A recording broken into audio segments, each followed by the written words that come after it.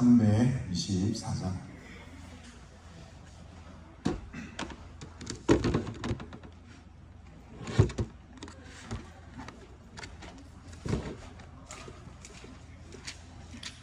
찬송가 324장 예수 나를 오라 하네 악보 띄어져 있습니다. 페이지 확인하시면 세곡 띄어져 있습니다. 다시 한번 띄웁시다.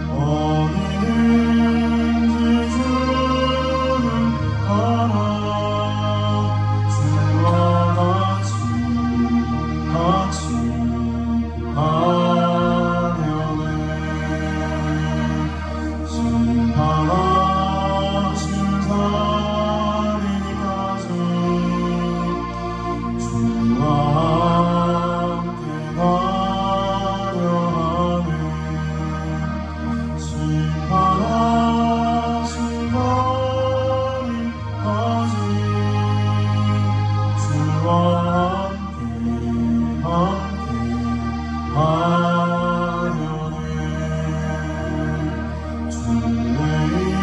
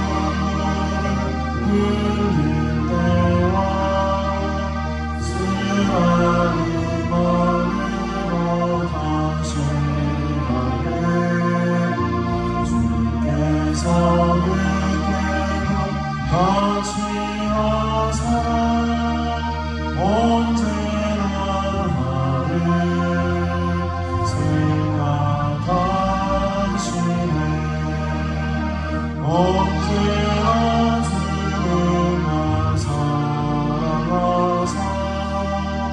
언제나 새 생명 주시나니 영광의 그 안에 이름으로 언제나 주만 바라봅니다. 내 몸의 약함을 아시는 주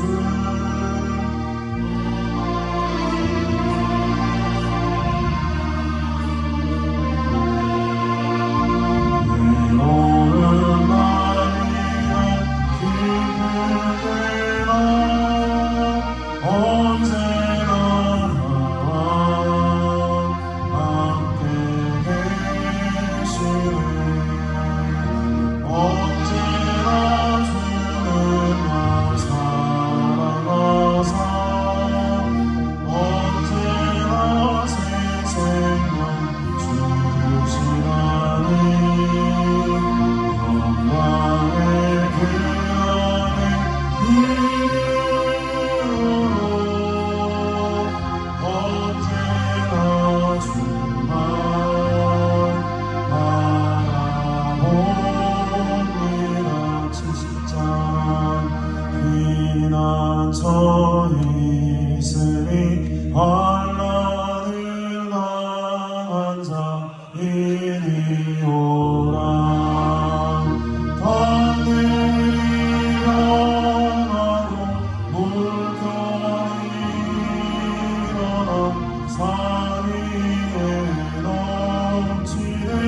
두렵잖네. 이 날이 더들고 나라를 모여서 진동하라.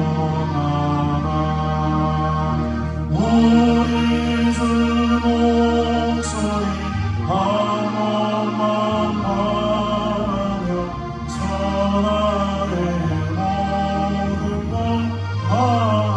하겠네. 나는 주 하나님 우리를 모으니 피난처요. 세상의 난리를 그치게 하시니 세상의 산물이 쓸데없네. 높으신 하나님 우리를 구하니 할렐루야.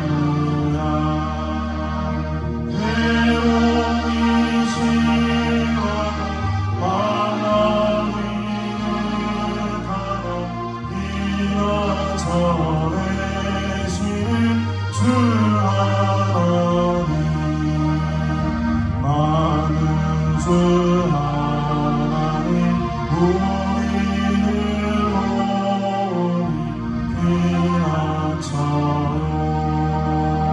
세상의 난리를 그치게 하시니 세상의 장법이 쓸데없네. 높으신 하나님 우리를 구하니 할렐루야.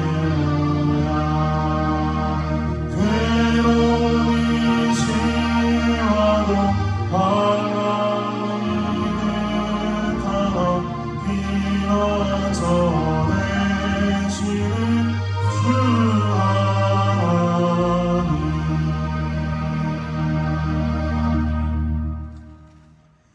우리 언제에 맞춰서 묵상 기도 드리심으로 9월 첫째 주 주일 고정 예배를 하나님 앞에 올려드리겠습니다.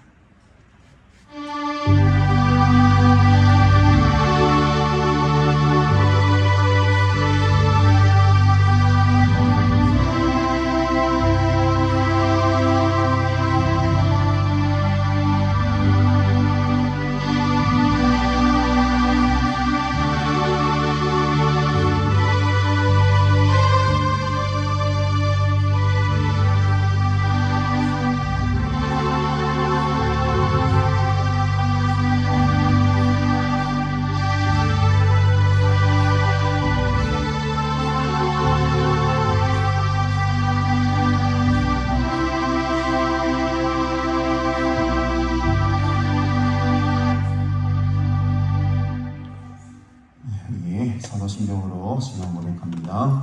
전능하사 천지를 만드신 하나님 아버지를 내가 믿사오며 그 외아들 우리 주 예수 그리스도를 믿사오니 이는 성령으로 잉태하사 동정녀 마리아에게 나시고 본디오 빌라도에게 고난을 받으사 십자가에 못 박혀 죽으시고 장사한 지 사흘 만에 죽은 자 가운데서 다시 살아나시며 하늘로 오르사 전능하신 하나님 우편에 앉아 계시다가 저리로서 산자와 죽은 자를 심판하러 오시리라.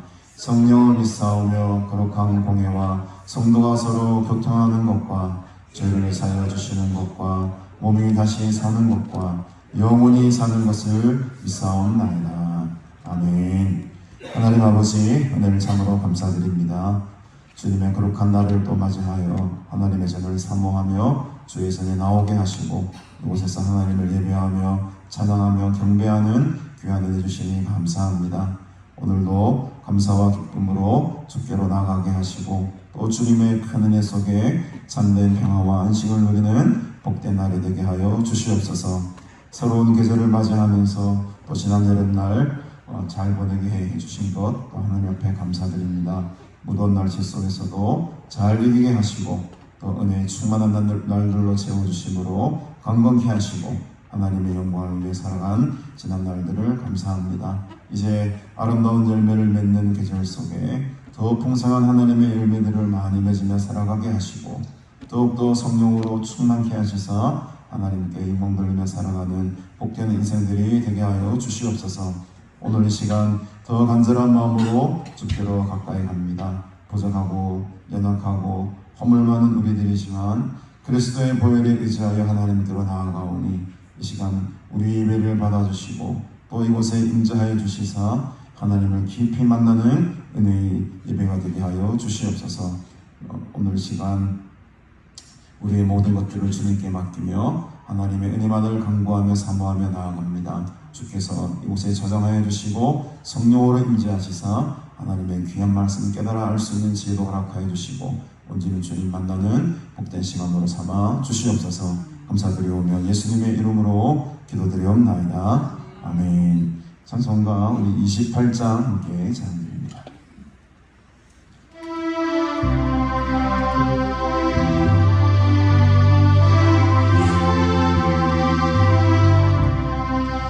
고개들로 만림하사 찬송하게 하소서.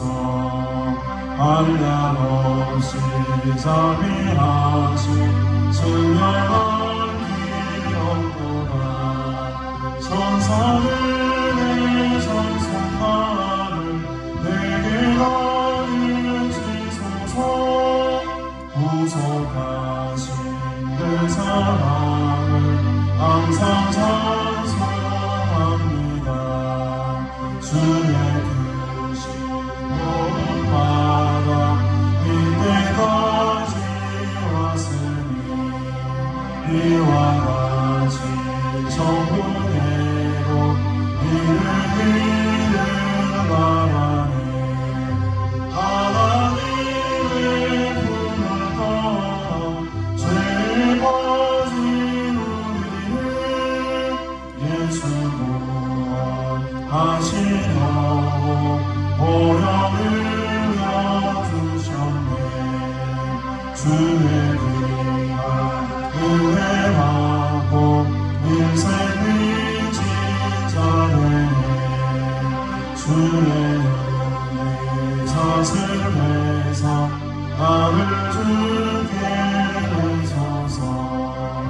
우리 마음을 연약하여 범죄하기 쉬우니 하나님 받으시고 천국이 누시소서. 아멘.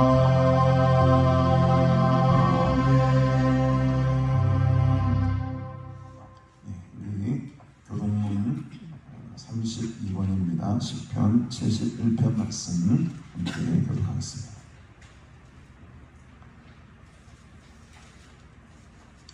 교동문 32번 시편 71편 말씀 교독합니다. 여호와여, 내가 주께 피하오니 내가 영원히 수치를 당하게 하지 마소서.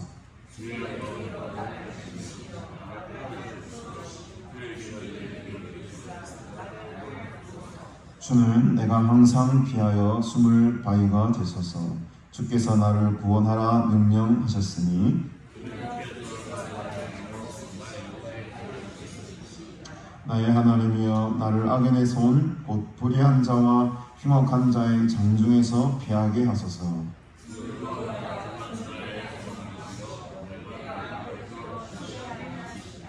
내가 모태에서부터 주를 의지하였으며 나의 어머니의 배에서부터 주께서 나를 택하셨사오니 나는 항상 주를 찬송하리이다. 아멘.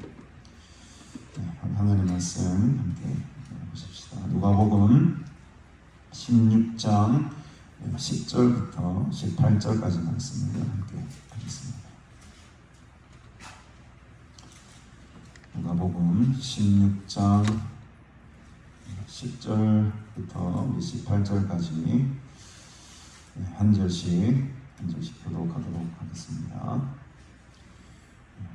성경 봉독 후에 박신희 장로님이 기도해 주십니다. 제가 먼저 읽겠습니다. 지극히 작은 것에 충성된 자는 큰 것에도 충성되고 지극히 작은 것에 불의한 자는 큰 것에도 불의하니라.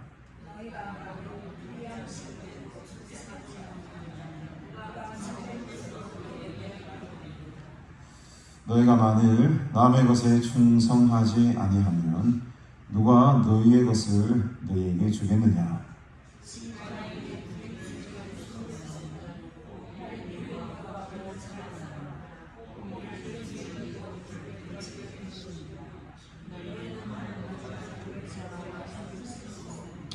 바리새인들은 돈을 좋아하는 자들이나 이 모든 것을 듣고 비웃거늘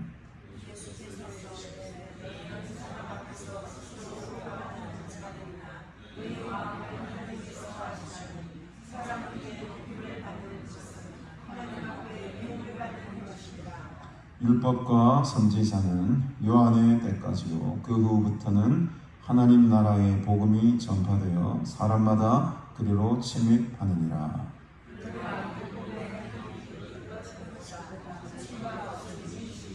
함께 읽읍시다. 무릇 자기 아내를 버리고 다른 데 장가드는 자도 가늠하며 무릇 버림당한 여자에게 장가드는 자도 가늠하느니라.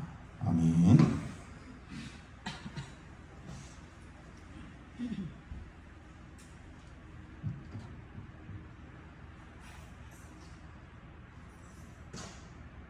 하나님, 그 무더운 여름도 잘 지나게 하시고 여름 집회도 은혜롭게 끝나게 하시고 이 풍성한 또 2024년 가을을 저희들에게 허락하여 주심을 감사드립니다. 하나님께서는 무성한 숲을 보는 것이 아니고 열매를 보십니다. 우리의 신앙에 이래도 자랑하는 것도 아니고 길이도 자랑하는 것도 아니고 오직 우리가 자랑할 것은 하나님 앞에 드리는 우리의 열매입니다. 하나님께 드리는 영광입니다. 나를 통해서 영광 받으시는 이 가을 되게 하여 주시옵소서. 하나님께서 우리 민족을 축복하여 주심을 감사합니다.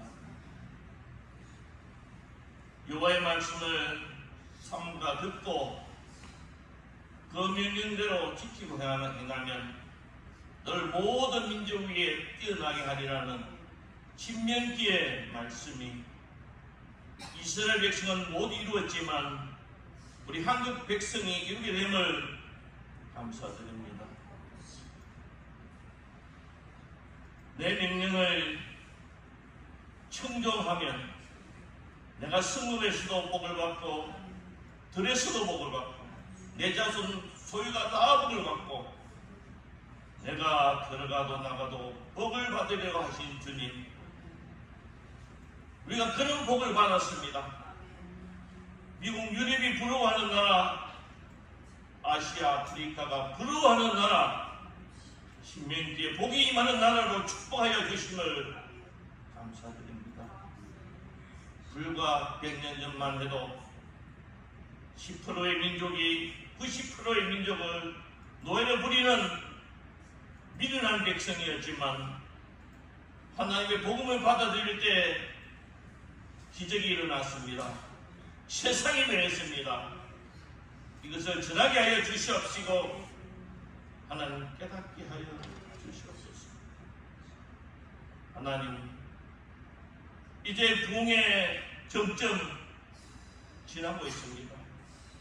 이제 기도가 끝쳐가고 찬송이 끝쳐가고 여호와의 능력이 사라져가는 이런 세태의 시대를 맞고 있습니다. 하나님, 불쌍히 주시옵시고 우리 가나안 수양만이 부흥의 출발점이 되게 하여 주시옵시고 기도의 출발점이 되게 하여 주시옵시고 가나안 성도가 하나하나 그것을 다 감당하는 은혜를 받아여 주시옵소서. 이 세상은 하나님보다 사람이 먼저고 하나님의 성령의 능력보다 인권이 먼저고 하나님의 말씀의 능력보다 인문학이 먼저인 이런 세상에 우리 자녀들이 살고 있습니다. 돌연변이가 세상을 바꾸는 진단원이 세상을 바꾸는 세상이 되었습니다. 유전법칙이 적용되는 이 창조의 과학적인 신앙은 교과서에서 가르쳐지지 않습니다. 우리가 학교에서 가르치지 않는 것 교회에서 가르치고 가정에서 가르쳐서 그들이 다 하나님의 사람이 되게 하여 주시옵시고 하나님의 뜻을 순종하는 우리의 자녀들도 삼게 하여 주시옵소서. 이 세상 100년이 지나면 아무도 기억하지 않습니다. 우리가 살던 집도 사라지고 우리가 찾은 자동차도 사라지고 우리의 정손자, 고손자는 우리의 이름도 기억하지 않습니다. 그렇지만 하나님께서는 우리를 기억하십니다. 우리의 믿음의 역사, 소망의 수고, 인내 소망의 생활들을 생명책에 기록하시고 구원하시고 상주실 이름을 믿습니다. 하나님, 그 신앙을 바꾸고 소망 중에 살아가게 하여 주시옵소서. 아직 구원의 문이 활짝 열려 있습니다. 문을 열게 하여 주시옵시고 그 문을 우리 자녀와 친척과 친구들을 인도하게 하여 주시옵소서. 구원의 대로가 아직 열려 있습니다. 하나님께 잔치상을 베풀고 있습니다. 다 보지 않습니다. 바쁘다 보지 않습니다. 강렬하여 데려와서 천국 백성 삼게 하여 주시옵소서. 어떤 시인은 노래했습니다. 방송이 국가굿을 피우기 위해 봄부터 소쩍새는 울고 열의 천둥은 치고 가을에 무서레가 내린다고 했습니다. 하나님께서는 한 자녀를 하나님의 자녀로 만들기 위하여서 하나님 자신이 이 땅에 오셔서 십자가의 고통을 받으시고 부활하시고 우리에게 구원의 길을 여셨습니다. 지금도 아기를 돌보는 부모는 졸지도 하고 자기도 하지만 졸지도 않으시고 주무시지 않으시고 우리의 간구를 들으시고 우리를 키우시고 우리를 돌보시고 계십니다. 우리가 하나님께 붙어 있어서 하나님을 체험하며 느끼며 살아가는 살아있는 영의 사람이 될 수 있도록 하나님 은총 베풀어 주시옵소서. 하나님, 육의 사람 버리게 하여 주시옵소서. 영의 사람 되게 하여 주시옵소서. 사랑하는 담임 목사님 건강으로 또 영으로 지켜 주시옵소서. 오늘 또 귀한 말씀을 준비했습니다. 그 말씀 우리 마음판에 새기게 하시고 하나님 우리가 세상에 나갈 때에 그리스도의 빛이 나타나게 하시옵소서. 우리가 세상에 나가서 사람을 사귈 때에 저 사람은 그리스도의 맛이 난다. 이 세상을 느끼 살리고 치료하는 소금이다 하는 간증이 우리를 통해서 나타남으로써 하나님께 영광 돌리기를 원하는 이 시간으로 온전히 삼아 주시옵소서. 우리의 간구를 들으심을 감사하며 우리를 자녀시고 삼으시고 우리를 신부로 삼으심을 감사하며 예수님의 귀하신 이름으로 간절히 기도드렸습니다.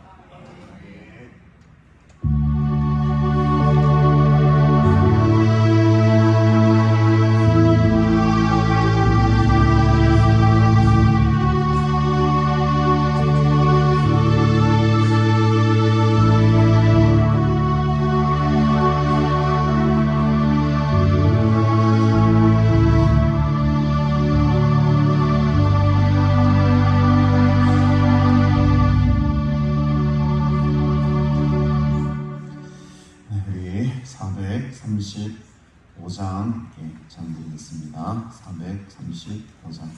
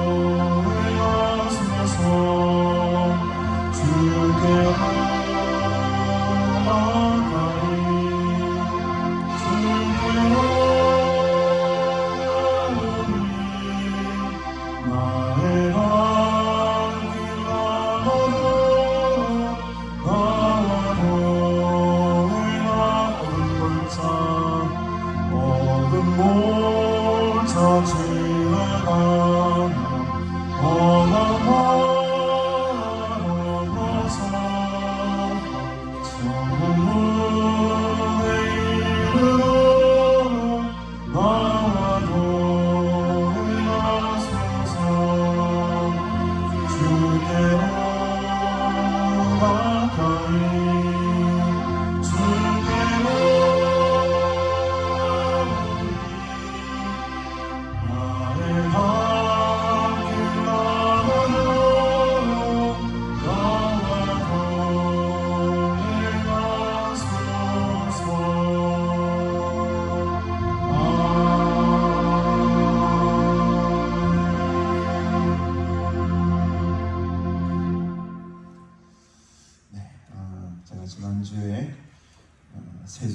있는 우리 동생 집에 좀 다녀오면서 세종에서 조금 대웅하고 있는 교회를 한번 다녀왔습니다. 참 새로운 것을 많이 보고 배웠습니다. 그래서 사람은 좀 새로운 것도 한 번씩은 보고 좀 경험해 볼 필요가 있다. 맨날 산속에서만 있으니까 고립되는 것 같고 이게 단줄 알고 여기에 매몰되어 있는 경우가 많죠. 제가 그래서 한 달에 한 번, 조금 이렇게 자주면 한 2달에 한 번이라도 좀 이 지금 현대 교회가 어떤 모습으로 지금 조금 이렇게 변하고 있는지를 그런 어떤 경향이라고 할까요? 그런 어떤 예배의 분위기라든지 예배의 어떤 트렌드라든지 이게 지금 많이 바뀌고 있다는 것을 여러분들은 잘 모를 건데 제가 가서 보니까는 상당히 파격적입니다. 생각보다 우리가 생각했던 것보다도 예배의 형식이라든지 예배의 모습 여러 가지 부분들이 있어가지고 굉장히 조금 이질감을 느낄 정도로 다양한 모습을 제가 좀 그게 다 옳다고 하는 것은 아니지만 요즘 젊은 사람들이 젊은 세대들이 세종은 30대 40대들이 사람들이 거의 한 70% 정도 되는 도시이기 때문에 그 젊은 사람들이 지금 어떻게 예배를 드리고 어떤 모습으로 예배 드리는 것이 그들에게 지금 어울리고 맞는 것인지 이 변하는 세대 속에 우리가 이렇게 어떤 것을 받아들이고 어떤 것은 우리가 좀 이렇게 자제해야 되는 것인지를 잘 분별해가지고 나가야 되겠다 그런 생각이 들었습니다. 유튜브로 그냥 보는 이 예배는 확실히 달라요. 제가 그 교회에서 드린 예배를 다시 돌아와서 유튜브로 한번 예배를 드려봤거든요. 근데 확실히 다릅니다. 그냥 유튜브로 볼 때와 그 현장에서 함께 드리는 그 예배의 분위기는 이거는 어떻게 표현할까요? 천지차이. 그래서 예배는 현장 속에 직접 들어가서 함께 마주하며 드리는 것이 참된 예배라는 것을 제가 뼈저리게 느낍니다. 여러분 유튜브로 설교 듣는 것 과감적이면 하지 마십시오. 하지 마시고 이렇게 현장에 나와서 예배 드리고 실제로 이 곳에서 무릎으로 기도하는 것이 일주일에 한 번 드리더라도 그게 사람이 훨씬 더 낫습니다. 왜 유튜브로 드리는 그 예배 속에는 어떤 진실함이라든지 내 마음과 전력을 다해서 드리는 그런 예배가 될 수 없더라고요. 그런데 제가 말씀드리고자 하는 것은 한 달에 한 번 제가 안 보일지라도 너무 놀라지 말라는 것이 안 보이면 목사님 다른 교회 저 어디 가셨구나. 서울도 갈 수도 있고 대전을 갈 수도 있고 대구 갈 수도 있고 전국 각 지역을 제가 좀 보면서 지금 이 예배가 이런 식으로 지금 변화되고 있구나. 그것을 우리가 좀 빨리 캐치해야 됩니다. 그래야지 앞으로 20대 30대들이 나중에 40, 50대가 되면은 이 기도원을 찾고 기도할 것 아니면 그 미래에 대한 준비를 미리 우리가 지금 해야 되는 것이죠. 지금 우리가 그냥 좋은 대로 여기 가서 싸우면 여기 그대로 이런 자세로 있다가는 폭망합니다. 폭망. 미래에 대한 준비를 철저히 해야 될 줄 믿습니다. 지난주 불의한 재물, 그 불의한 재물로 친구를 사귀라. 굉장히 어려운 본문을 우리가 되어 있죠. 여기서 여러분 이 재물이라는 것은 재물 자체는 불의한 것이 아닙니다. 11절에도 보면 불의한 재물, 재물이라는 것을 수식하고 있는 것이죠. 이 말은 곧 불의한 재물이 있으면 무슨 재물이 있다는 겁니까? 의로운 재물도 있다는 것이에요. 재물은 가치 중립적인 것이기 때문에 재물이 다 불의한 것이고 물질이 다 안 좋은 것이고 절대 그렇지 않습니다. 이것에서 지금 여기 불의한 재물 11절에 보면 불의한 재물, 그 불의한 재물로 친구를 구절에 보면 불의한 재물로 친구를 사귀라. 도대체 이해할 수가 없죠. 여기서 말하는 불의한 재물은 그 주인의 돈을 자기 마음대로 유용하고 또 그 돈들을 자기의 어떤 이익을 위해서 사용했던 그 재물을 불의한 재물로 부르는 것이지 이 세상의 모든 재물이 다 불의한 것은 아니라는 것입니다. 그럼 그 불의한 재물로 친구를 사귀라는 의미는 무엇일까요, 여러분? 그 불법한 방법으로 재물을 사용한 그 재물로도 친구를 사귀지 않았느냐, 그 종이 말이죠, 이 청지기가. 그래서 그 불의한 종이 무엇을 칭찬했습니까? 지혜를 칭찬한 거죠. 그 남은 세대, 남은 시기를 세마라라고 하면서 그 남은 시기를 잘 이용함으로 말미암아 자기의 미래를 준비하는 불의한 청지기. 그 청지기의 지혜조차도 너희가 지금 지혜가 없이 해야 한다라는 것이 지금 이 전반부의 가르침이었습니다. 그래서 우리는 지금 이 세상을 살아가면서 셈을 하고 있는 시간이다. 우리의 삶을 정리하고 우리의 삶을 지금 계산하고 있는 시절을 지금 보내는 거예요. 하나님께서 이 시기를 우리에게 허락하신 것은 우리의 삶 가운데에 빨리 계산할 거 계산하라는 거예요. 지금 여러분 어떻게 계산하겠습니까? 우리 앞의 미래를 위해서, 우리 영원한 삶을 위해서 지금 우리가 이 땅을 살아가는 동안에 우리는 셈하고 있는 중이라고 했죠. 계산하고 있는 중입니다. 이제 10절부터는 약간 주제의 범위가 약간 이제 포인트가 달라지게 되죠. 10절에 보니까 지극히 작은 것에 충성된 자는, 지극히 작은 것에 충성된 자는 큰 것에도 충성되고, 지극히 작은 것에 불의한 자는 큰 것에도 불의하니라. 그래서 지극히 작은 것, 여기서 지극히 작은 것이라는 말은 최상급의 표현입니다. 그러니까 가장 작은 것입니다. 가장 작은 것. 바늘 도둑이 소도둑에 나를 속담되지 않습니다. 바늘 얼마나 작습니까? 가장 작은 것, 지극히 작은 것은 작은 것 중에서도 제일 작은 것. 이것을 표현할 때 쓰이는 글을 쓰거든요. 그러니까 우리가 무관심하게 지나쳐버릴 수 있는 가장 사소한 일들. 이 본문 속에서는 불의한 청지기가 이 현실 속에서 자신의 앞날의 그런 생계나 미래를 위해 준비했던 그 행위를 지금 말할 수도 있겠죠. 그러니까 세속적 관점에서 볼 때는 지금 이 불의한 청지기가 행한 이 일이 가장 중요한 일이 될 수 있습니다. 자기 인생에 있어서는요. 그러나 예수님께서는 지금 이 일을 보고 가장 작은 일을 하고 그래요. 그러니까 가장 작은 일, 예수님의 입장에서는 가장 작은 일은 뭡니까? 그냥 자기 자신을 위해 사는 삶, 자기 자신만을 위해 사는 삶이 지극히 작은 것이, 이 비유적 표현을 보면 여러분 지극히 작은 것에 지금 매여 살겠습니까 우리가? 근데 그 지극히 작은 것조차도 충성되지 못한다는 거예요. 그러면 큰 것은 뭐겠습니까? 큰 것에도 충성됩니다. 큰 것이라는 것은 반대로 이야기하면 자기 자신보다도 무엇을 위해? 하나님의 나라를 위해, 복음을 위해 살아가는 영적인 일이라고 우리가 말할 수가 있겠죠. 지극히 작은 것과 큰 것을 놓고 보면은 이 문맥 속에 지극히 작은 것은 세상 나를 위해 사는 삶, 나 자신의 그런 어떤 짧은 그 삶을 위해 모든 것을 지금 투자하는 삶, 이게 지극히 작은 것이고, 큰 것은 바로 영적인 일, 하나님의 일, 복음을 위해 헌신하는 일, 그것을 말할 수 있겠죠.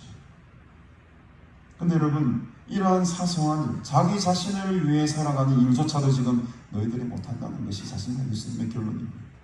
지극히 작은 것에 이 일에 충성된 자는 나중에 이 큰 것에도 충성될 것이지만, 이 지극히 작은 일, 그 세상의 일, 그 자기 자신을 위해 살아가는 그 삶조차도 충실하지 못한 자들이 무슨 영적인 일을 하고 무슨 하나님의 일을 위해 큰 일을 하겠냐는 것입니다.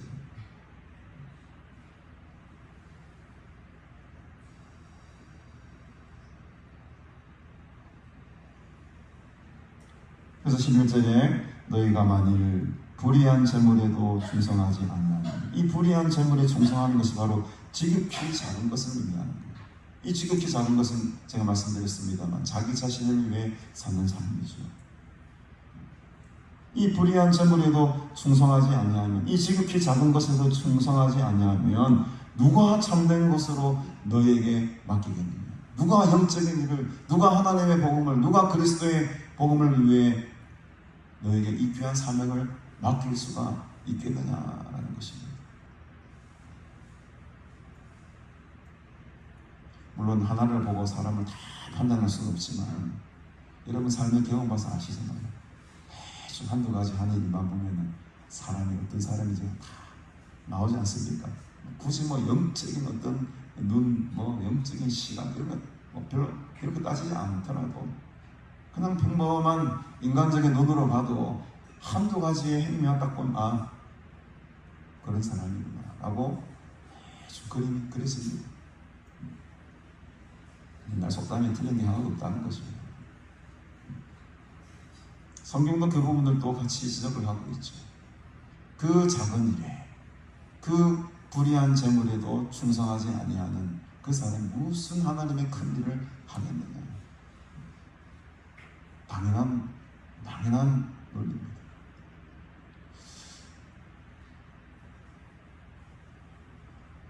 그래서 여기 너희의 것을 여기 이제 참된 것, 이 참된 것은 바로 하늘에 속한 영원한 것을 말하는 것이죠. 이 참되다라는 말은 거짓이 없다, 진실하다, 참된 가치가 있다 이런 말이거든요.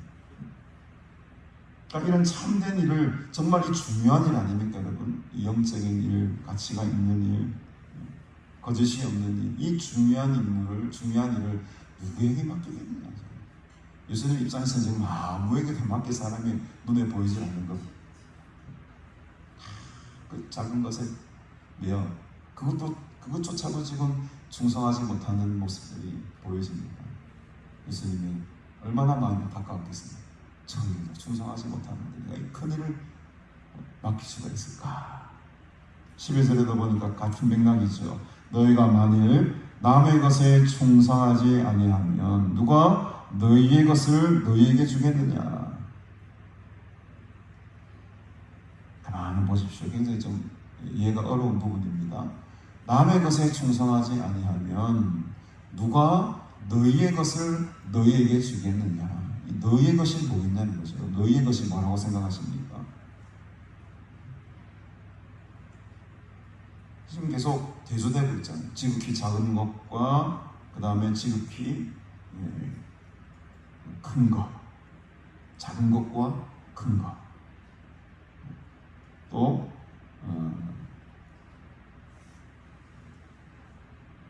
참된 것과 참되지 않은 것, 남의 것과 너희의 것. 이렇게 지금 대조적으로 본다면 이 너희의 것이라는 것은 참된 것이고 참된 것은 바로 큰 것입니다. 같은 거죠. 큰 것과 참된 것과 너희의 것은 같은 동치가 되는 거예요. 그러면 너희의 것은 뭐겠습니까? 영원한 생명이죠. 영원한 생명의 선물이죠.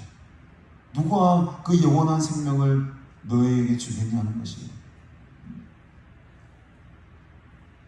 남의 것에 충성하지도 않는 사람에게 그 영원한 엄청난 선물을 너희에게 주겠느냐?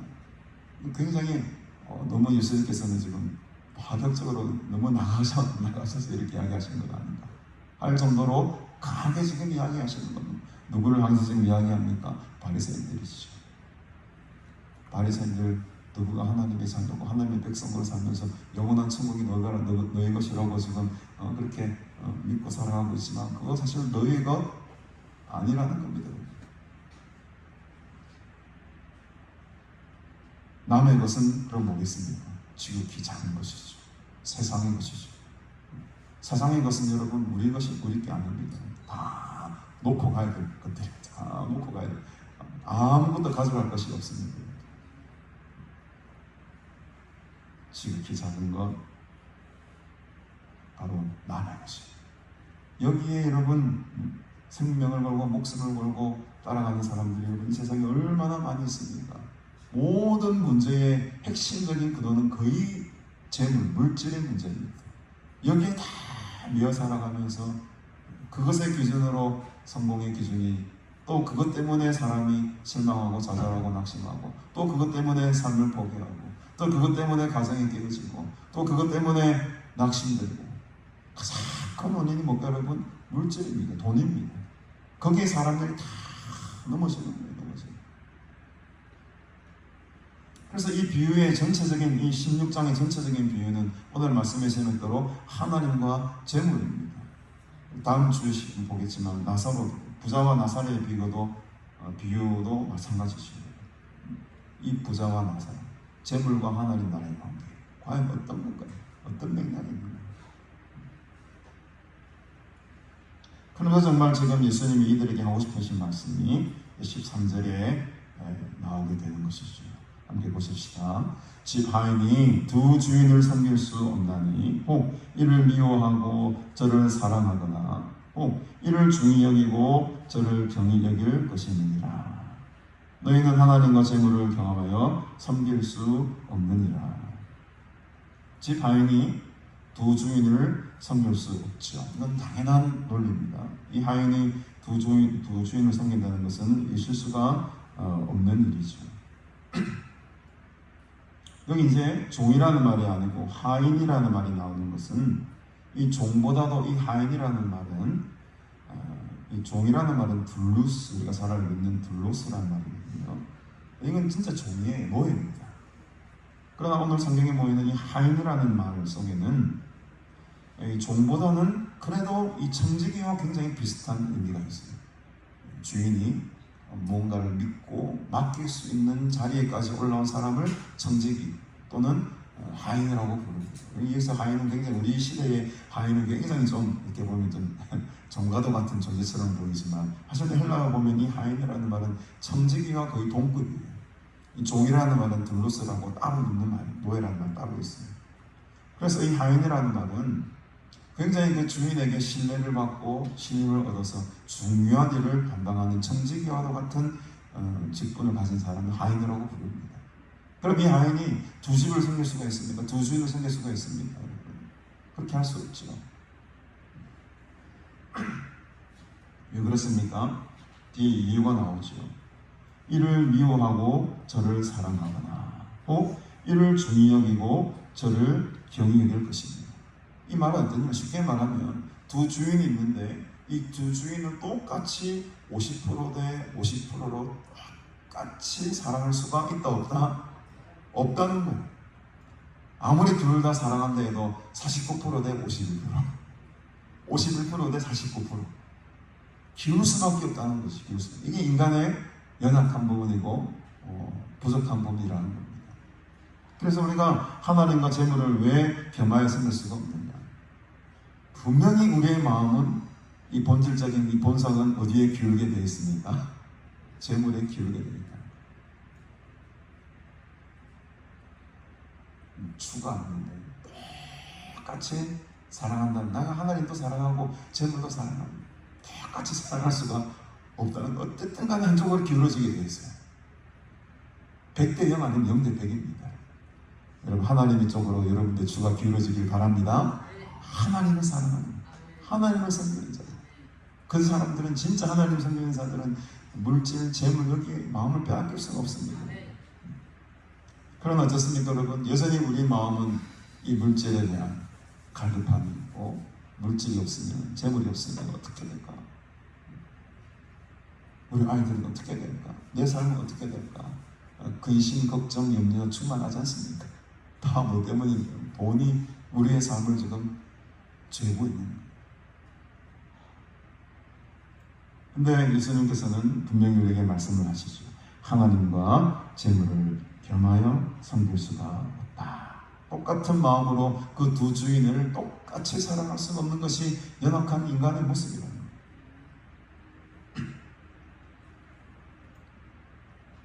그래서 이 재물로 번역된 마모나라는 말을 우리가 잘 알고 있는 아람 나라의 이 부를 섬기는 신 이름이 바로 맘몬이거든요. 맘몬이라는 신을 그 아람이라는 나라에서 섬겼던 신의 이름이 맘몬입니다. 부를 상징하는, 부라는 단어를 가지고 있는 맘몬. 그것이 이제 유래가 되어가지고 제물로 헬라어로 번역이 되면서 마모나라는 단어로 번역이 됩니다. 그러니까 이 재물이 힘이 얼마나 막강하냐는지 지금 하나님과 거의 동등한 위치로 지금 이 재물이 자리에 올라가고 있다는 거죠. 얼마나 이 힘이 강한지, 재물이 인간에게 끼치는 이 영향력이 얼마나 큰지, 지금 하나님의 자리에 지금 이 재물이 버금갈 정도로 지금 올라가 있다는 것은 그만큼 이 인간이 물질과 재물에 매여 살아갈 수밖에 없는 존재다는 거예요. 여러분 그 인정하지 않으시겠지만 인정할 수밖에 없어요. 저도 그렇습니다. 저도 그렇습니다.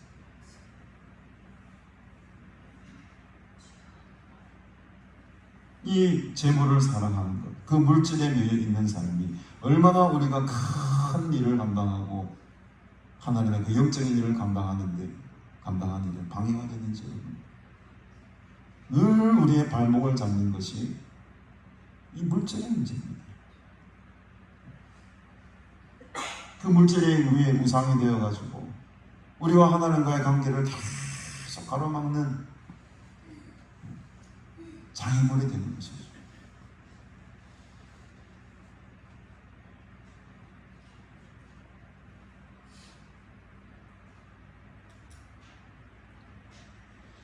여러분은 이 물질의 문제에서 자유함을 누리시기 바랍니다. 하나님이, 그 전능하신 하나님이 우리를 가만두시겠습니까? 책임져 주십니다. 그리고 돈 좀 없이 살면 어떻습니까?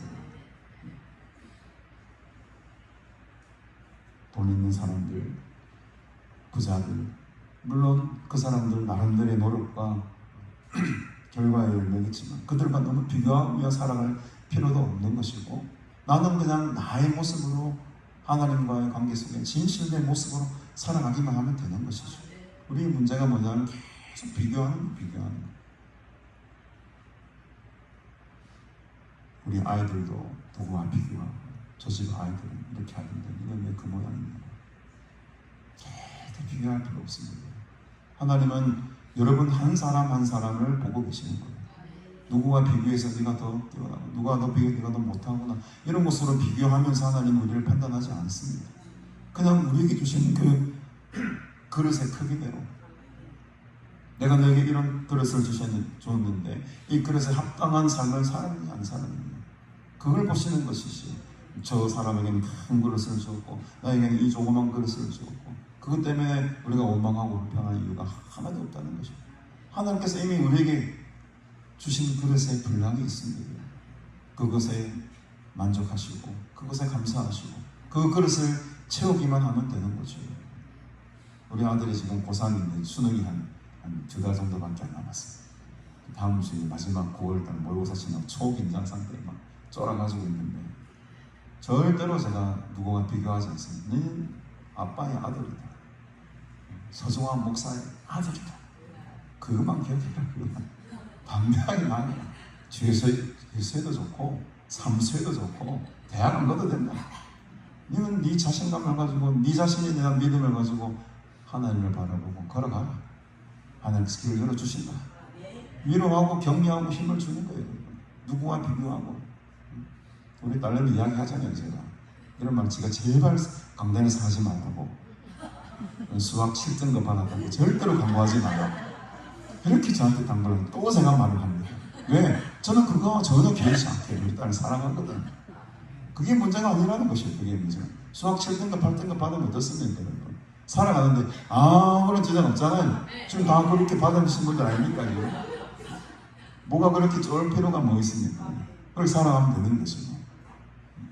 하나님 살아가기 예를 열어주실 건데, 그런 믿음과 배짱 없이 여러분 이 세상 어떻게 살아가겠습니까? 절대로 비교하지 마세요. 저는 우리 딸에게도 주신 하나님의 능력과 달란트가 분명히 있다고 생각합니다. 다 먹고 살 길을 열어주시는데 너무 쫄 필요 없습니다. 그러나 지금 오늘 바리새인들은 어떻습니까? 14절에 보니까 바리새인들은 무엇을 좋아하는 자들이라? 돈을 좋아하는 자들이라. 결국 이걸 지금 포인트로 잡고 싶은 거예요. 돈을 좋아하는 바리새인들. 이 모든 것을 듣고 지금 어떻게 하고 있습니까? 사실은 바리새인들에게 직접 이야기한 것은 아니었습니다. 예수님이 그 주위에 있는 사람들에게 이야기하면서 지금 바리새인들은 저 기둥 뒤에 숨어가지고 엿듣고 있는 거예요. 엿듣고 있는 거예요. 그러면서 이 모든 것을 싹 엿듣고 있다가 속으로 비웃죠. 예수께서 이렇게 그 비웃는 자들을 향해서 너희는 사람 앞에서 스스로 옳다 하는 자들이나 너희 마음을 하나님께서 아시나니 사람 중에 높임을 받는 그것은 하나님 앞에 미움을 받는 것이니라. 이런 놀라운 이야기를 했습니다. 이 바리새인들은 자기들의 의가, 자기들의 그 율법을 지키고 살았던 그 완벽함이 사람들 앞에 높임을 받는 줄 알았습니다. 그래서 내가 이렇게 부를 누리고 부자가 되고 돈을 많이 가진 것은 내가 하나님 말씀대로 잘 살았고 율법을 하나도 어기지 않았고 살았고 그 의로움 때문에 내가 받는 복이요. 이렇게 알고 있다. 스스로 옳다고 여겼던 것이죠. 교만한 거죠. 교만한 거죠. 내가 부자가 되고 내가 돈 많은 것은 내가 하나님 앞에 이렇게 의롭게 살았기 때문이고 내가 율법을 하나도 어기지 않고 살았기 때문이고 이런 교만한 마음이 지금 바리새인들 마음속에 충만했던 겁니다. 여러분. 근데 여러분 그 마음을 누가 아신다고 합니까? 하나님께서 아시는 거예요. 저들이 사람 중에서 높임을 받고자 자기의 의에 가득해서 그 교만한 마음이 지금 하나님을 사랑하는 마음보다 돈을 사랑하는 마음 한층 더 올라가 버린 거예요. 여러분 세상 앞에 영광받고 사람 가운데 높임 받는 것은 하나님 앞에 무엇을 받는 일이다? 미움 받는 일. 반대로 말하면 사람 앞에 미움받고 사람 앞에 무시당하는 것은 하나님 앞에 높임 받는 일이다. 너 자존심 여러분 부릴 필요 없어요. 사람 나를 무시하면 알고 나는 하나님 앞에 더 높임을 당하는구나. 이런 넓은 마음이 있어야 됩니다. 내가 그래서 제가 누차 말씀드리지 않습니까, 여러분? 내 속에 있는 이 용서할 수 있는 일들을 이걸 해결할 수 있는 방법은 유일한 길은 뭐라고 했습니까, 여러분?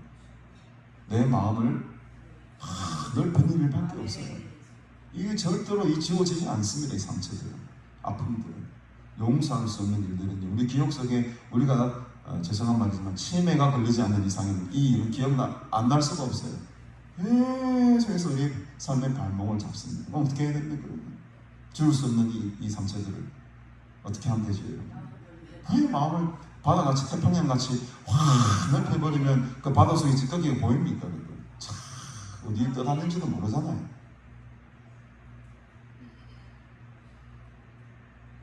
내 마음을 넓혀야 돼. 내 자존심, 내가 수치당하고 모욕당하고 욕 있는 것들 계속 생각나죠?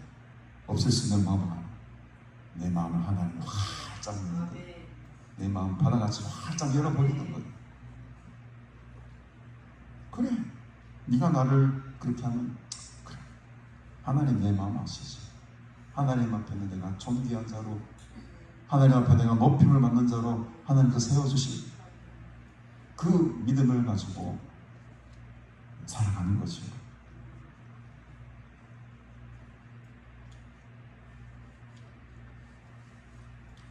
16절부터 18절까지는 참으로 맥락과는 조금 벗어난 이야기를 하는 듯한 이야기가 나오게 됩니다. 율법과 선지자에 대한 이야기가 갑자기 툭 튀어나와요. 요한의 때까지요 그 후부터는 하나님의 나라의 복음이 전파되어 사람마다 그리로 침입하느니라. 그러나 율법의 한 획이 떨어짐보다 천지가 없어짐이 쉬우리라. 이 말은 지금 예수님께서 지금 율법을 그렇게 목숨같이 지켰던 그 바리새인들을 혼내시면서 마치 율법을 좀 이렇게 도외시하는 듯한 느낌을 보이지만 그렇지 않다는 겁니다. 아주 예수님 균형 잡힌 말씀하고 계세요. 율법과 선지자는 요한의 때까지고 그 후부터는 하나님 나라의 복음이 전파되었다. 사람마다 그리로 침입이라는 말을 조금 더 자세하게 설명해야 돼요. 오늘은 좀 시간이 부족해서 다음 기회가 되면 좀 설명하겠습니다. 그 하나님의 나라의 복음이 전파되어서 사람마다 그리로 침입을 하는데 이 말만 듣고 보면 율법과 선지자 이제 필요가 없나? 이제 하나님 나라의 복음이 이제 단가? 라는 오해를 할 수 있잖아요. 바리새인들 너희들이 그렇게 목숨같이 지켰던 율법이 이제 필요가 없다? 그것으로 끝나는 것이 아니라 17절에 보니까 그러나 율법의 한 획이 떨어짐보다 천지가 없어짐이 쉽더라. 그만큼 지금 율법의 중요성을 다시 부각시키고 있습니다. 율법은 중요한 것입니다. 그러나 바리새인들이 너희들이 율법을 잘못 지킨 것이지, 잘못 오해한 것이지, 율법 그 자체만으로는 잘못한 것이 없다는 것이에요. 예수님 굉장히 지금 균형 잡힌 말씀을 하고 있는 거죠. 율법이 다 소용이 없고 율법만 다 지켜가지고 의로운 자가 되지 말라, 이런 뜻이 아닙니다. 율법은 중요한 것이고 율법의 완성을 위해서 지금 예수님께서 오신 것 아닙니까? 율법이 중요하지 않은 것은 아니에요. 천지가 없어짐이 더 쉽다고 하잖아요. 하늘이 떨어지는 것이. 그만큼 이 성경에 기록된 하나님의 말씀은 중요한 것입니다. 근데 이 사람들이 이것을 자기들 마음대로 해석을 해버린 거예요. 자기들의 유익한 대로 다시금 자기들의 전통을 만들어버린 거죠. 그 예가 18절에 하나 나오고, 수많은 예들 가운데 18절 한 예가 무릇 자기 아내를 버리고 다른 데 장가드는 자도 가늠하며 무릇 버림당한 여자에게 장가드는 자도 가늠하며. 이게 무슨 말이냐면 성경에 이혼 증서를 써주고 합법적으로 이혼할 수 있는 제도가 있습니다. 근데 그런 율법들을 이 바리새인들이 악용하는 거예요. 악용하는 거예요. 자기들 기준으로 마음에 안 드네, 이혼 증서 써, 버려버리고 다른 데지 장가를 가.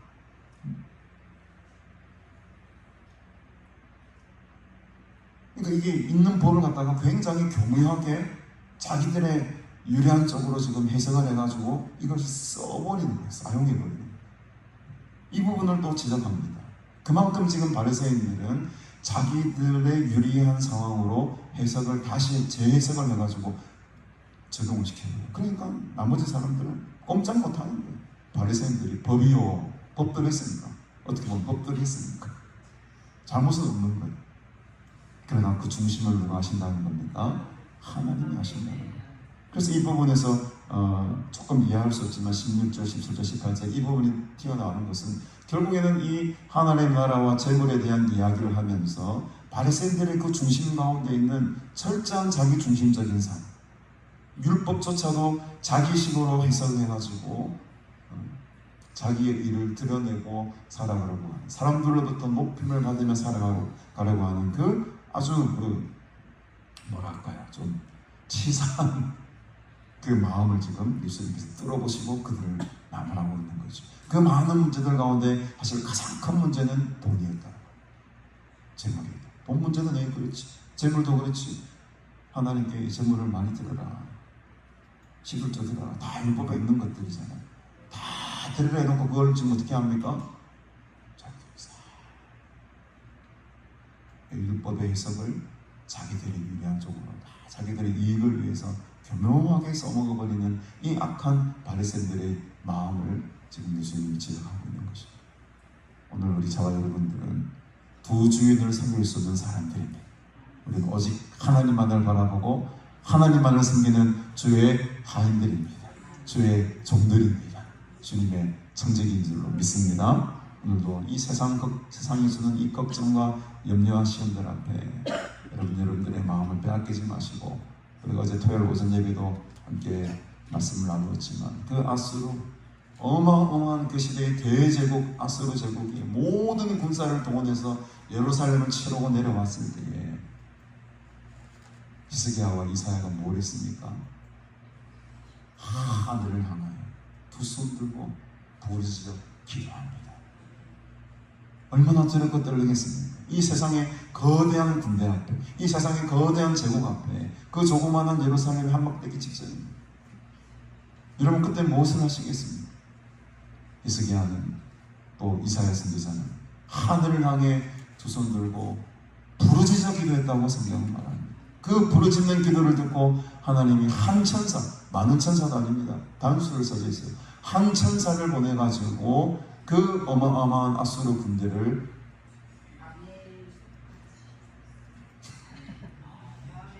다 날려버려요. 세상의 힘을, 세상에 주는 이 걱정과 인내들을 단칼에 제거하십시오. 하늘 향해 부르짖어 기도하며 주님께서 보내주시는 그 한 천사의 힘이 저와 여러분들의 삶을 지키고 보호하고 있습니다. 너무 염려 걱정하지 마시고 모든 것을 하나님께 맡기고 주님만을 섬기며 살아가시는 저와 여러분들이 다 되시기를 주님의 이름으로 축복합니다. 찬송가 우리 311장 우리 찬양 드리시면서 또 감사 인물을 하나님 앞에 올려드리겠습니다. 내 너를 위하여 몸버려 피 흘려.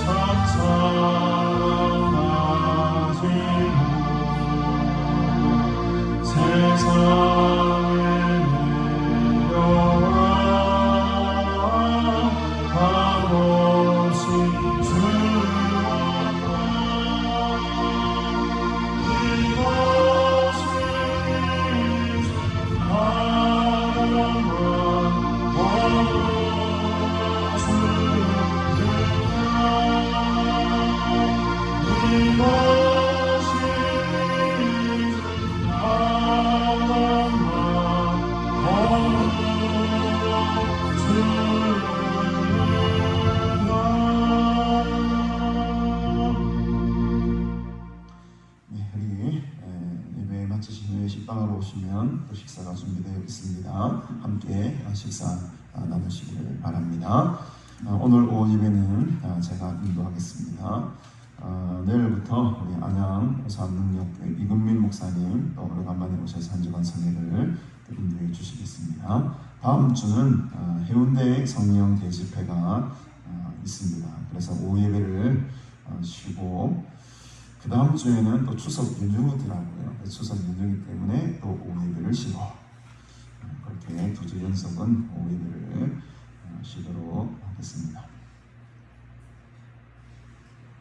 9월 일정에 보면 우리 17일 또 추석이고요. 29일은 마지막 주일은 고려신학대학원 또 주일로 지키도록 하겠습니다.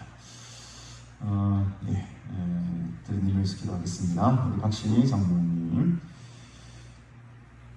김소아 장로님, 또 우리 박점수 목사님, 또 계희정 권사님 2,000번째 인물과 주일훈금 또 11조를 드리십니다. 안준림 성도님, 김영애 집사님 11조를 드립니다. 박오 목사님이 이걸 또 감사한 것을 드리셨네요. 박오 목사님 지난 한 주간 또 생일을 잘 인도해 주시고 내일부터 광주에 또 가셔서 또 한 주간 생일을 인도하시고 금요일 날 미국으로 다시 돌아가시게 되었습니다. 그래서 한 주간 참 귀한 은혜 많이 받았고 또 내년에도 일정 조절 잘 해서 모시도록 그렇게 하겠습니다. 많이 기도해 주세요. 특별히 목사님은 지금 아프리카 또 선교를 위해서 열심을 내고 계십니다. 함께 선교에도 동참해 주시고 기도해 주시면 감사하겠습니다. 신용일 집사님 주일 감사님을, 박정현 집사님, 구미옥 전도사님 11조 임을 드리십니다. 박은향 선도님, 강정혜 선도님 범사의 감사임을, 김상현 권사님 거의 대부분 또 임명을 드리시고, 이순혜 권사님 11조 임물과 유주한 선도님 1,000번째 임물과 이순혜 권사님 1,000번째 임물 드리십니다. 유주한 선도님 아버지 감사합니다. 건강 주옵소서. 윤영신 권사님 가족보험 헌금과 범사의 감사임을 세모 목사 드렸습니다. 함께 기도합니다. 하나님 아버지 은혜를 참으로 감사합니다. 우리를 세상의 재물을 섬기지 아니하고 오직 하나님만을 섬기며 살아가는 하나님의 사람들로 부르시고 또 세워주신 것 감사합니다. 지극히 작은 것에도 충성함으로 하나님의 큰 일, 하나님의 영적인 일, 정말 가치 있는 일에도 힘일에 쓰임받는 하나님의 귀한 자녀들 되게 하여 주시옵소서. 재물을 따라 물질을 따라 돈을 쫓아 살아가지 않게 하시고 우리에게 허락하신 이 귀한 물질들 하나님의 나라와 그리스도의 복음을 위하여 선하게 사용할 수 있는 믿음도 허락하여 주옵소서. 스스로 교만하지 않게 하시고 더욱더 겸손한 마음으로 주님을 섬기게 하시고 또 형제 자매들을 섬기며 살아가는 하나님의 백성들이 되기를 원합니다. 오늘도 우리에게 은혜 주시고 이 세상의 참된 가치가 무엇인지를 깨달아 알게 하시고 또 그 뜻대로 부르심을 받아 거룩한 십자가의 길을 걷게 하신 그 귀한 은혜에 감사하며 주님 앞에 귀한 감사의 예물들을 올려드립니다. 주께서 받으시는 복된 예물이 되게 하시고 하나님의 나라와 확장과 부흥을 위하여 귀하게 쓰임받는 재물들이 되게 하여 주시옵소서. 여기에 모인 주의 자녀들을 다 축복합니다. 늘 영육으로 강건케 하시고 세상의 많은 시험과 고난과 어려움 속에서도 결코 절망하지 아니하고 오직 주님만 바라보며 담대하게 승리하며 살아가는 주의 자녀들 다 되게 하여 주시옵소서. 감사드리오며 예수님의 이름으로 기도드리옵나이다. 아멘. 우리 찬송가 79장 1절 부르시고 제가 축도함으로 예배를 마치도록 하겠습니다.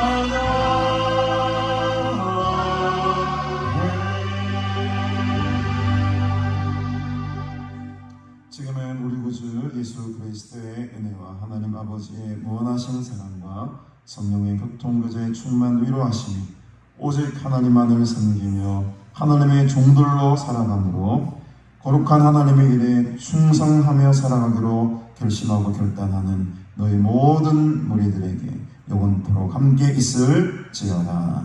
아멘.